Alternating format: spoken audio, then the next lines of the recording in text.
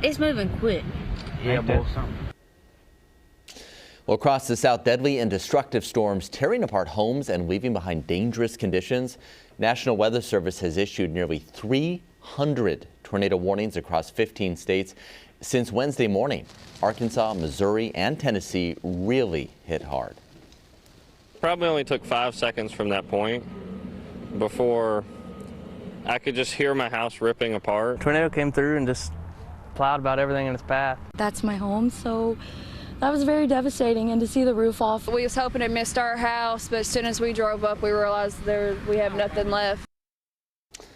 Well, torrential rain is triggering flash flood warnings that are projected to continue for days. 7 deaths have been reported so far, with 5 in Tennessee and 1 in both Missouri and Indiana.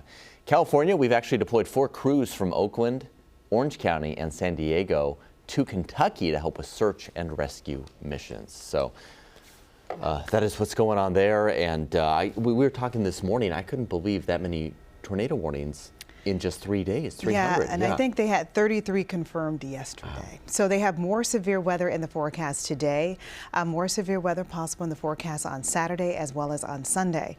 Now, tornadoes are one thing, as well as gusty winds, but the flash flooding is something that the National Weather Service has really been trying to hone in on. They're calling it catastrophic flooding, generational flooding. So let's take a look at the areas that are going to be dealing with some of that severe weather again today. And it's a somber note, it's a somber tone, because if you've been in the Southeast, if you have any family in the Mississippi, Ohio Valley, this is a real thing for them. And a lot of people don't have adequate shelter. I know I'm from Montgomery, Alabama. We don't have basements. Birmingham, Alabama, you do have basements. But there are many parts of this area where you have a lot of trailer homes. These are very rural communities. So when you start talking about tornadoes and the chance for hail 2 inches in diameter, this is a very destructive storm system, and it could also be quite deadly.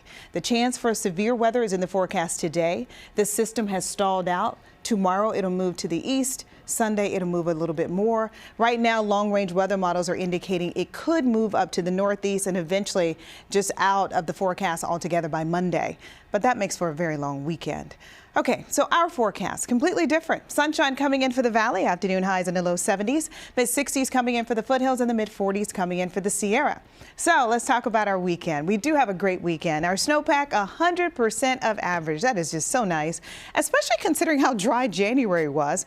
54 coming in for Saturday, 56 on Sunday. If you are headed to the foothills, afternoon highs in the upper 60s, Saturday and Sunday with partly cloudy skies. We'll also take a look at the Delta with the mid-70s coming in Saturday and Sunday, and we'll take a look and see what's happening in San Francisco with the mid to upper 60s in the forecast Saturday and Sunday. For the valley, temperatures in the mid-70s Saturday and Sunday, and with temperatures warming up above average, it is now a really good time to start talking about hot cars. Vehicular heat stroke is what we call it.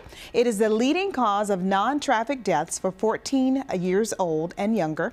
From 1998 to 2020, a total of 882 children died. 53% were forgotten by their caregiver. That's 467 children. So with an air temperature of 75 degrees, in just 10 minutes in a car, it'll feel like 94. In 20 minutes, it will feel like 104. So as temperatures warm, we just have to keep that in mind. You always want to look before you lock, and we're talking about pets as well as little ones, right? So temperatures are warming up, and they're definitely above average. Average daytime high 70. We're coming in the mid-70s Saturday and Sunday. Minor system comes in Sunday night into Monday. It'll give us a few more clouds. Could see a few scattered showers overnight Sunday into Monday. Then we get to Tuesday and Wednesday. That system moves out. Temperatures warm right back up.